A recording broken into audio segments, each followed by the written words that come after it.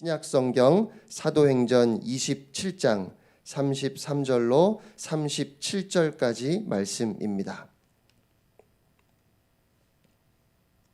사도행전 27장 33절로 37절까지 말씀을 제가 받들어 읽겠습니다. 하나님의 말씀입니다. 날이 새어가매 바울이 여러 사람에게 음식 먹기를 권하여 이르되 너희가 기다리고 기다리며 먹지 못하고 줄인 지가 오늘까지 열 나흘인즉 음식 먹기를 권하노니 이것이 너희의 구원을 위하는 것이요 너희 중 머리카락 하나도 잃을 자가 없으리라 하고 떡을 가져다가 모든 사람 앞에서 하나님께 축사하고 떼어 먹기를 시작하매 그들도 다 안심하고 받아 먹으니 배에 있는 우리의 수는 전부 276명이더라. 아멘. 아멘. 오늘도 하나님 앞에 예배드리는 여러분들 가운데 우리 주님의 은혜와 평강이 함께 하시기를 축원합니다. 여러분은 여러분의 인생에 아주 큰 영향을 준 어떤 사람이 있으신지요? 어거스틴이나 웨슬레에게는 어머니가 있었고 빌리그레암 목사님에게는 아버지가 있었습니다. 또 주기철 목사님에게는 이기선 목사님과 김익두 목사님이 계셨습니다. 저도 가만히 생각을 해보면 여러 사람에게 많은 영향을 받았다 싶습니다. 우선 누구보다 부모님께 가장 많은 영향을 받았고 또 기억에 남는 선생님들도 계시고 함께 사역하고 교제했던 여러 목사님들께도 많은 영향을 받았고 또 지금도 받고 있습니다. 누구나 다 결정적으로 영향을 준 한 사람을 꼬집어서 말하기는 어려울지라도 이런저런 모양으로 큰 영향을 받은 사람들이 있을 겁니다. 우리는 알게 모르게 다른 사람들에게 영향을 주고 또 다른 사람들로부터 영향을 받으며 살고 있습니다. 그런데 일반적으로 사람들은 살면서 누군가로부터 좋은 영향을 받기보다는 안 좋은 영향을 더 많이 받는다고 생각합니다. 대체로 사람들은 생각하기를 악이 선보다 더 강하고 훨씬 더 영향력이 있다고 생각하는 것 같아요.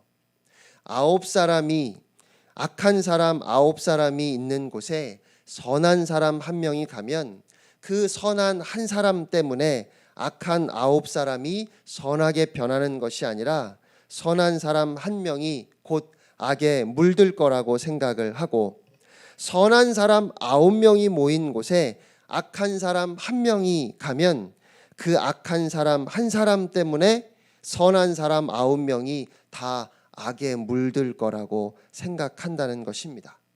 실제로 세상이 그런 것 같기도 해요. 9개의 싱싱한 사과에 1개의 썩은 사과를 넣으면 그 9개의 싱싱한 사과 때문에 1개의 썩은 사과가 싱싱해지는 법은 없고 썩은 사과 하나 때문에 나머지 9개의 사과가 다 썩게 되지요. 그건 화학적인 반응이라고 한다면 이런 예는 어떨까요? 긍정적인 사고가 다른 사람들에게 전해지는 데에는 오랜 시간과 많은 노력이 필요하지만 부정적이고 우울한 사고가 사람들에게 전해지는 데에는 별다른 노력이나 시간이 필요하지 않습니다. 칭찬이나 인정을 받고 기분이 좋은 시간은 꾸지람이나 뒷담화를 듣고 분을 사귀는 시간에 비하면 비교도 안 될 만큼 짧습니다. 또 칭찬을 받아서 기분이 아주 좋다가도 안 좋은 일이 있으면 순식간에 기분이 나빠지는데 안 좋은 일이 있어서 기분이 나쁠 때는 웬만큼 칭찬을 받아도 그 기분이 나아지지가 않아요. 그래서 일반적으로 사람들이 생각하기에 선보다는 악이 훨씬 강해서 선은 절대로 악을 이길 수 없다고 생각하기 때문에 우리는 끝까지 선을 행함으로 악을 이기려고 하기보다는 어쩔 수 없이 나도 악해져야 이 험한 세상에서 살아남을 수 있다는 생각을 사람들이 더 많이 하지 않을까 싶습니다. 그래서 우리는 아주 믿음이 좋고 품행이 반듯하고 하나님을 정말 사랑하는 자녀라 할지라도 그런 자녀가 품행이 방정하지 못한 친구들과 어울리면 우리의 마음속에 야, 쟤네들 복받았다. 이제 저 아이들이 바뀌겠구나라는 어떤 기대가 생기기보다 우리 자녀가 잘못되지 않을까 하는 걱정이 생겨서 문제가 있고 삐뚤어진 친구들을 우리 자녀들이 찾아가서 대화하며 그들을 선도할 수 있기를 기대하기보다 우리는 우리 아이들이 그런 아이들과 어울리지 않았으면 좋겠다는 생각을 더 많이 합니다. 우리 아이들을 못 믿기 때문에 그런 것이 아니라, 물론 우리 아이들이 아직 성숙하지 못해서 그런 경우도 있겠지만 아이들을 못 믿어서가 아니라 세상이 악하기 때문에 그렇습니다. 청년 사역자들의 모임에서 한 목사님이 말씀하셨던 것이 기억이 납니다. 그 목사님이 사역하는 교회에 정말 신실한 한 자매가 있었습니다. 무엇보다 복음을 위해 헌신된 자매였고 친구들을 사랑하는 참 잘 교육받고 자랐다 싶은 그런 청년이었어요. 교회에서 봉사도 참 많이 했습니다. 그런데 그 자매가 그 목사님과 대화하는 중에 자기 아버지가 하는 말 중에 자기가 제일 듣기 싫은 말이 있다고 했습니다. 뭐냐고 물었더니 이 자매가 다른 사람들에게 좀 무시당하고 소외당하는 것 같은 친구가 있어서 그 친구와 가깝게 지내려고 했는데 교회 장로님이신 아버지가 그렇게 불량한 학생과 가까이 지내지 말라고 이야기를 한다는 거예요. 그렇게 그 친구를 가까이 하지 말라고 하면서 아버지가 하시는 말씀이 너는 믿는데 세상을 믿을 수 없다 였어요. 너는 믿는데 세상을 믿을 수 없다는 그 말이 자기는 제일 듣기 싫은 말이라고 했습니다. 만일 그런 식이라면 어떻게 문제가 있고 소외된 사람들의 친구가 될 수 있으며 어떻게 그들을 복음으로 인도할 수 있겠냐는 것이 그 자매의 말이었습니다. 여러분, 저는 그 자매의 말이 맞다고 생각합니다. 그런데 그 아버지의 말도 충분히 공감이 됩니다. 저도 아버지이기 때문에 그렇습니다. 자기 자식이 친구들에게 줄 수 있는 좋지 않은 영향은 생각하지 않고 다른 아이들이 자기 자식에게 줄 수 있는 좋지 않은 영향만 염려하는 부모의 이기심인지도 모르겠습니다. 우리 아이들이 좋은 친구를 많이 만나기를 원하면서도 좋은 친구가 되어주기를 원하지 못하는 것은 세상이 너무 악해서 마음을 놓을 수 없고 세상이 두렵기 때문일 거라고 생각합니다. 하지만 그럼에도 불구하고 그렇게 악이 훨씬 강해 보이고 선이 약해 보이기는 하지만 그럼에도 불구하고 저는 악이 선보다 더 강하지 않다고 생각합니다. 비록 우리의 죄성이 악에 더 잘 끌리는 것은 사실이라 할지라도 이 세상은 반드시 선이 이기게 되어 있고 그래서 선한 사람의 노력은 어떠한 경우에도 결코 헛되지 않을 것이라고 믿습니다. 주님은 제자들에게 너희는 세상의 소금이라 말씀하셨습니다. 여러분, 약 3.5%의 소금 때문에 바닷물이 짜다는 사실을 아시지요? 1kg의 바닷물에 965g이 물이고 약 35g만 소금인데 그런데 바닷물이 그렇게 짜요. 그렇게 소금은 아주 적은 양이라도 확실하게 그 맛을 바꾸고 아주 절대적인 영향을 줍니다. 그런데 주님은 너희는 세상의 소금이라 하시면서 이어서 말씀하시기를 소금이 만일 그 맛을 잃으면 무엇으로 짜게 하리요? 후에는 아무 쓸데없어 다만 밖에 버려져 사람에게 밟힐 뿐이니라 라고 또한 말씀하셨습니다. 사람들이 소금을 집어서 맛을 보고 너무 짜다고, 왜 이렇게 짜냐고, 그래서 소금을 거부할 수도 있습니다. 하지만 그것은 소금의 본분을 다하고 있는 것이고 확실한 영향력을 가지고 있는 것입니다. 그런데 지금 사람들은 소금을 맛보면서 너무 짜서 거부하는 것이 아니라 소금이 짜지 않아서 아무 맛도 내지 못하기 때문에 소금을 쓸데없다 말하고 있습니다. 세상 사람들이 교회를 욕하는 것은 교회가 너무 짜서 거부하는 것이 아닙니다. 믿는 사람들이 너무 선하기 때문에 그 선한 영향력에 대한 두려움 때문에 교회를 거부하고 있는 것이 아니라는 말입니다. 아니, 초대교회 때는 아마 그랬던 것 같아요. 초대교회 당시의 사람들은 예수 믿는 사람들을 보면서 죄책감을 느끼기도 했고, 예수 믿는 사람들의 삶을 보면서 도대체 어떻게 저렇게 살 수 있는 것인지, 도대체 상식적이지 않은 그 다름을 이해할 수 없어서 두려움을 느끼기도 했고, 어떻게 그럴 수 있는지 소망의 이유를 물어오기도 했습니다. 하지만 현대 교회를 보면서는 아무리 화려하게 교회를 지어 놓아도, 아무리 많은 사람들이 교회에 모여도 세상 사람들은 말하기를 소금인 줄 알았는데 짜지 않다고, 아무 맛도 없다고 말해요. 그래서 유명한 설교자 A.W. 토저는 말하기를 현대 기독교는 약이라도 효험이 없고 독이라도 해롭지 않다고 했습니다. 약이라도 효험이 없고 독이라도 해롭지 않다. 물탄 포도주 같다는 것입니다. 약이면 무슨 효과가 있어야 하고 독이면 확실하게 해로워야 되는데 현대 기독교는 도대체 아무 맛도 아무런 영향력도 없다는 것이지요. 하지만 그럼에도 성경은 선이 강하다고, 그 영향력은 엄청나고 지대한 것이라고 그렇게 말씀합니다. 노르웨이의 루터교 감독이었던 에린 벌그레이라는 분이 계셨는데 독일 나치에 의해서 체포되어 포로 수용소에 수감되었습니다. 그렇게 수용소에 수감된 6개월 동안에 자그마치 간수를 11번이나 바꾸어야 했다고 합니다. 6개월 동안 11번이나 간수가 바뀌었던 이유는 이 에린 벌그레이 감독을 지키던 간수들이 자꾸만 변했기 때문입니다. 억울하게 갇혀서 고난을 당하면서도 그가 보여주는 너그러움과 선함에 간수들이 자꾸 감동을 받아서 나치는 11번이나 그 간수를 바꾸었다고 그래요. 저는 오늘 본문에서 바울의 강한 영향력을 보았습니다.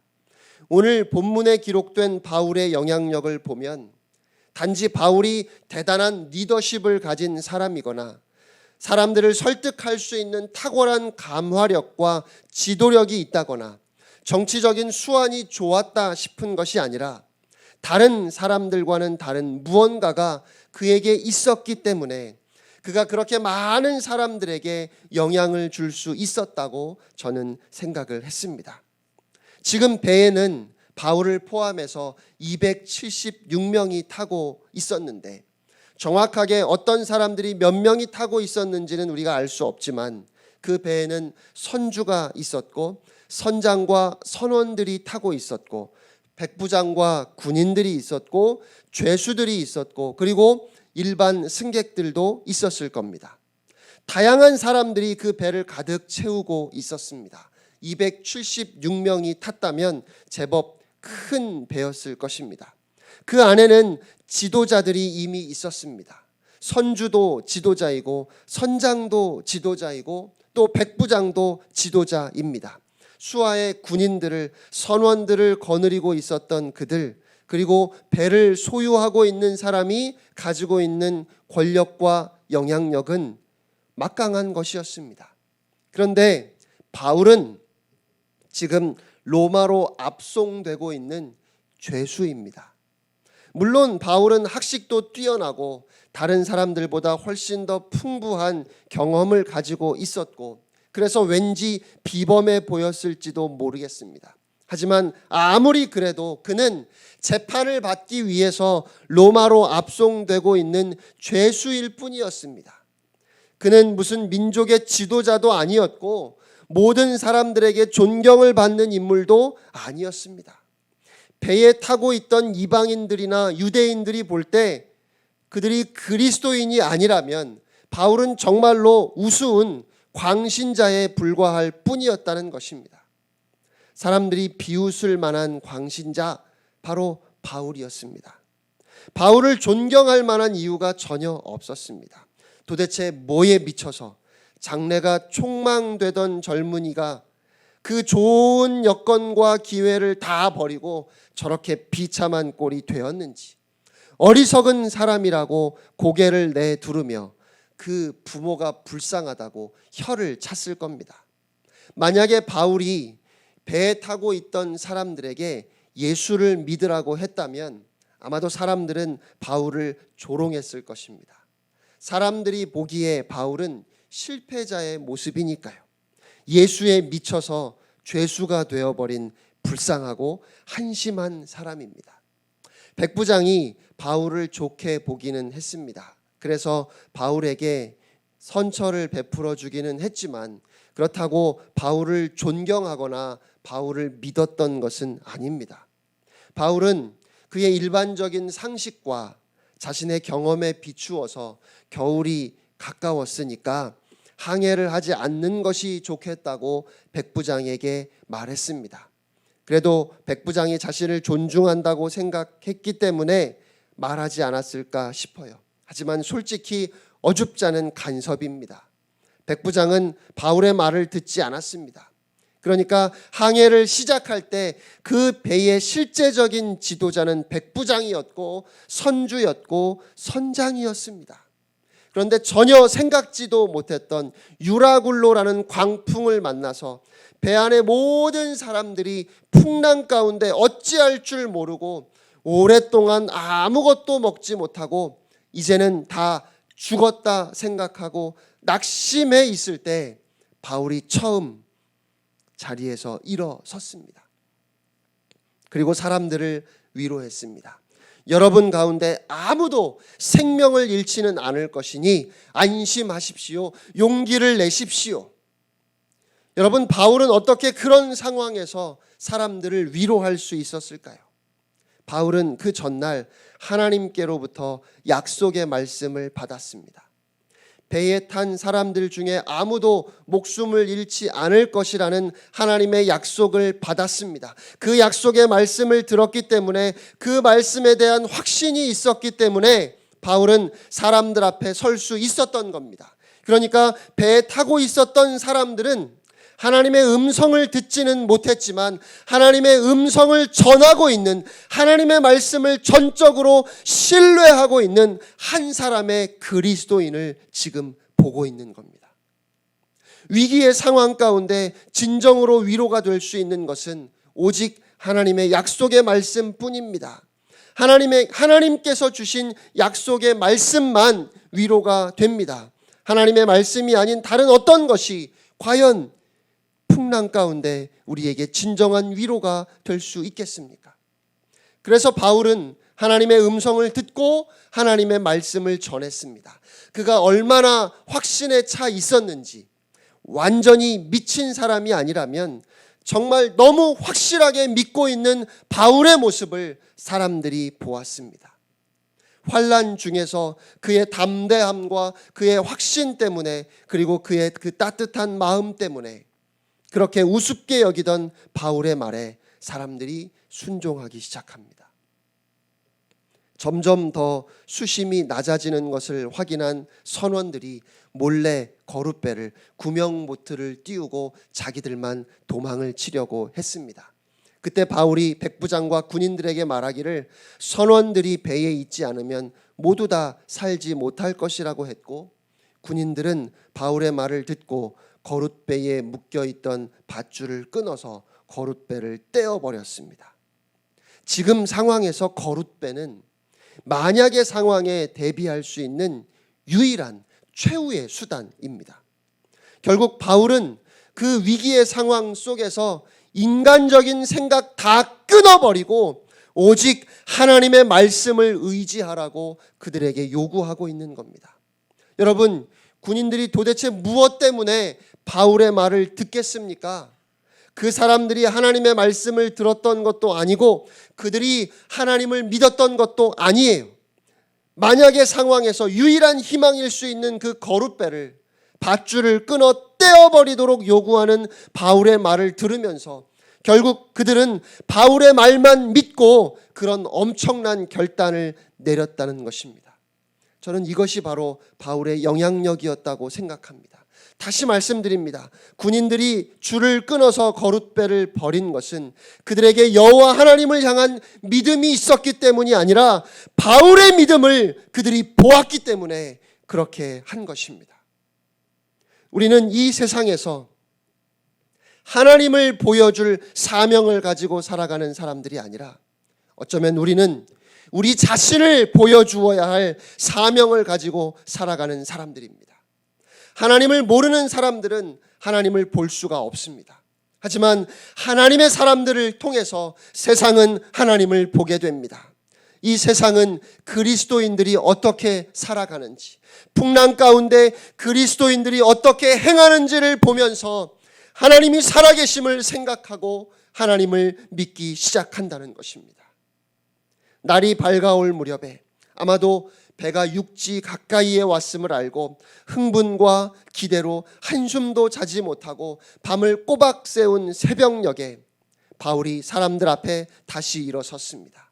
그리고 사람들의 관심을 집중시킨 후에 말합니다.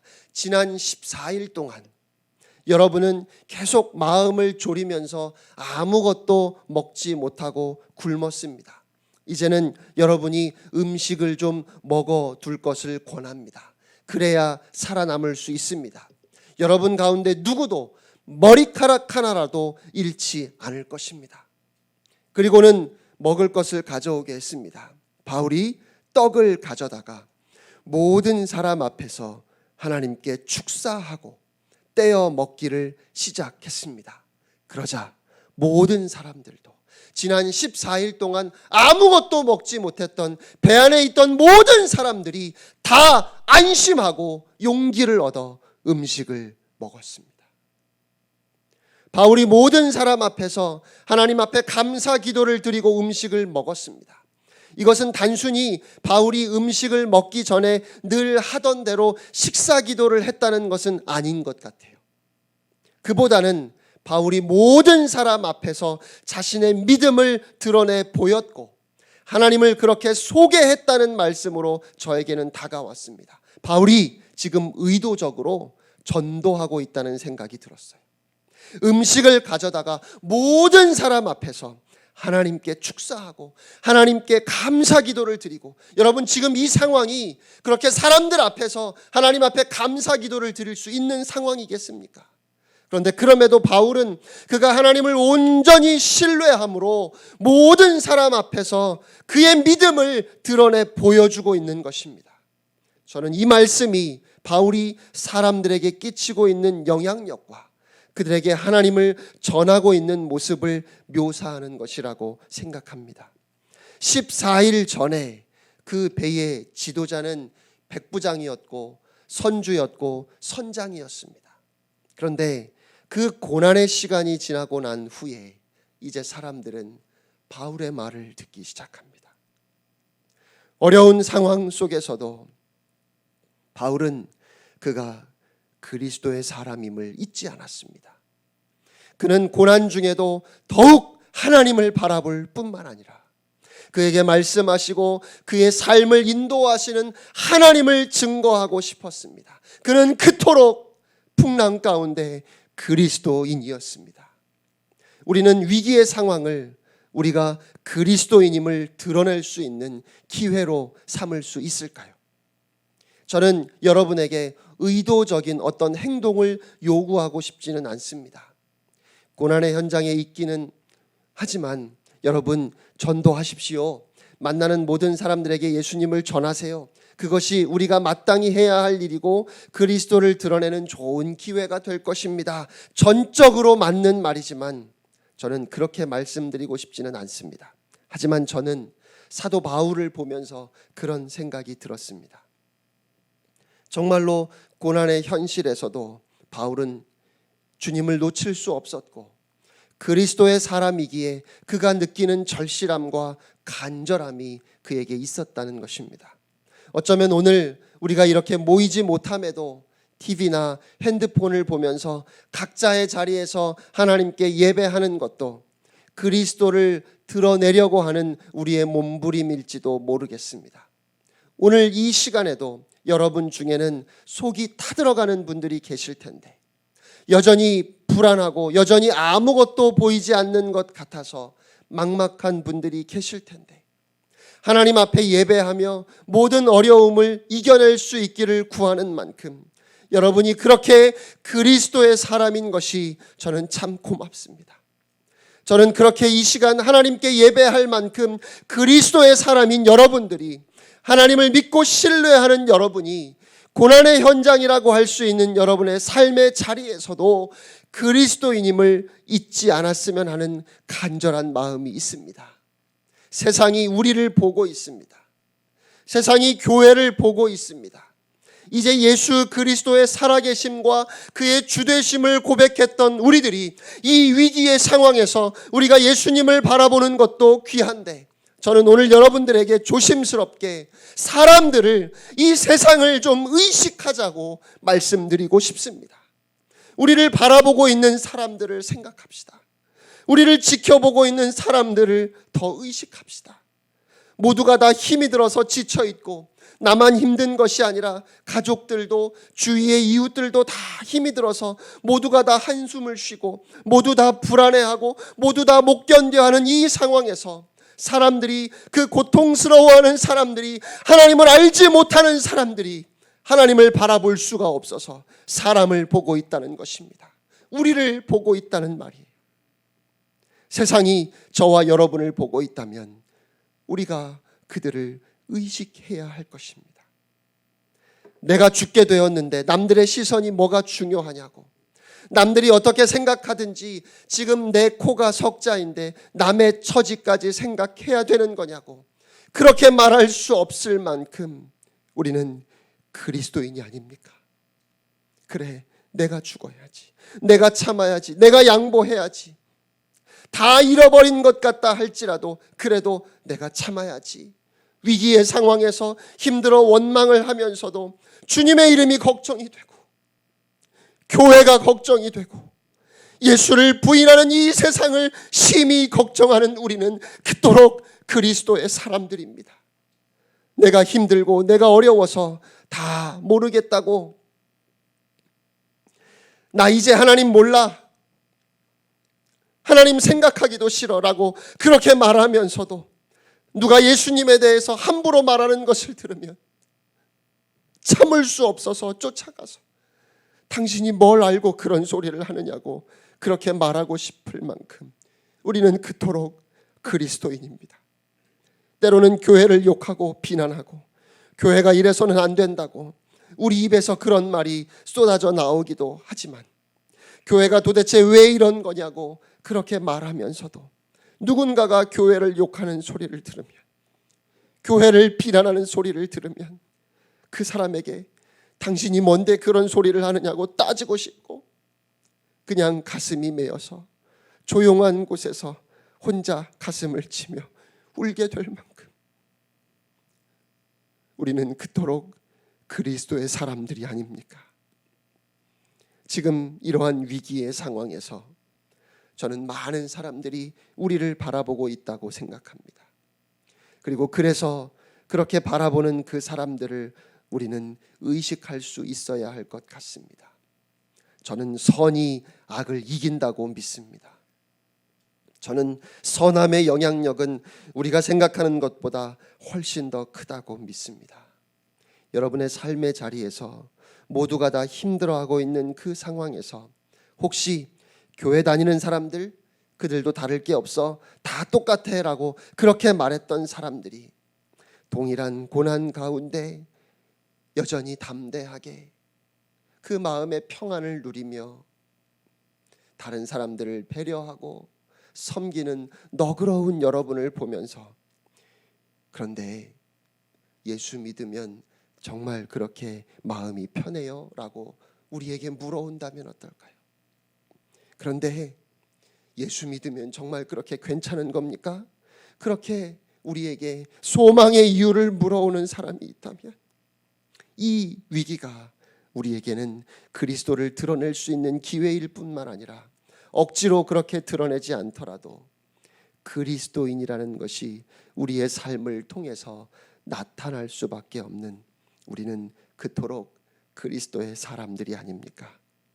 바울이 고백했던 것처럼 우리는 속이는 자 같으나 참되고 무명한 자 같으나 유명한 자요, 죽은 자 같으나 보라 우리가 살아있고, 징계를 받는 자 같으나 죽임을 당하지 아니하고, 근심하는 자 같으나 항상 기뻐하고, 가난한 자 같으나 많은 사람을 부요하게 하고, 아무것도 없는 자 같으나 모든 것을 가진 자로다. 이게 우리들입니다. 이것이 우리의 고백인 줄로 믿습니다. 바로 이 고백이, 바로 이 마음이 사람들의 마음을 움직이는 것입니다. 그것이 그리스도인의 선한 영향력임을 저는 오늘 여러분에게 전하고 싶었습니다. 바울이 풍랑 가운데 떡을 가져다가 모든 사람들 앞에서 하나님께 축사하고 감사 기도를 올려드리고 떼어 먹기 시작하여 배 안의 모든 사람들이 하나님의 임재를, 하나님의 자비를 경험할 수 있기를 바랐던 것처럼, 오늘 우리도 풍랑 가운데 정말 힘들고 어려운 중에도 오직 예수 그리스도 그 이름을 증거하고 싶은, 죽음이 확정된 병상에서조차도 힘든 투병의 시간 중에도 우리는 하나님을 놓을 수 없는 그토록 하나님의 자녀이고, 어느 때는 하나님 앞에 너무 섭섭하고 우리의 마음에 하나님을 향한 원망이 가득하고 두려움에 답답함에 몸부림치다가도 누군가 찾아와서 당신이 믿는 하나님을 나에게도 좀 소개해달라고 그 한마디를 우리에게 했을 때, 그 순간 갑자기 막 가슴이 뛰는, 그토록 우리는 그리스도인입니다. 이번 한 주간도 특별히 고난 주간을 맞아서 우리를 위해 십자가를 향해 한 걸음 한 걸음 나아가셨던 우리 주님을 생각하며 낙심하지 않고 하나님의 약속의 말씀을 신뢰하는 그 믿음 안에서 풍랑 가운데 그리스도인으로 승리하는 여러분이 되시기를 주님의 이름으로 축원합니다.